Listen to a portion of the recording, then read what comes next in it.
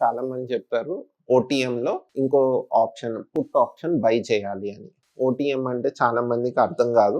So, ఇప్పుడు OTM, ATM చెప్పకుండా మీకేం చెప్తున్నా అంటే ఈ స్ట్రైక్ ప్రైస్ ఏదైతే మీరు సెల్ చేశారో, at the money strike price ఏదైతే సెల్ చేశారో బ్యాంక్ నిఫ్టీ అయితేనే 48,500ని మైనస్ చేయండి. 500 పాయింట్స్ మైనస్ చేయాలి.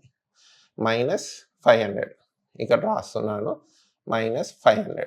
సో మీకేమొస్తదంటే ఏ స్ట్రైక్ ప్రైస్ తీసుకోవాలంటే 48,000 పుట్. మీరు దీన్ని బై చేయాలి. ఓకే. ఇదేంటంటే ఇది మీ ఇన్సూరెన్స్ పాయింట్ అండి. 48,000 పుట్ మీరెందుకు బై చేస్తున్నారంటే ఇది ఇన్సూరెన్స్.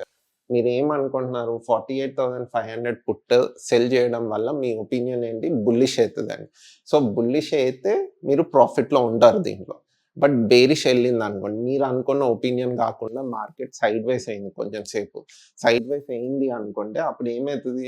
మీరు నెగెటివ్ లాసెస్‌లో ఉంటారు నేకెడ్ సెల్ చేస్తే. అలా లాసెస్‌ని మీరు కొంచెం వరకి కవర్ చేయొచ్చు.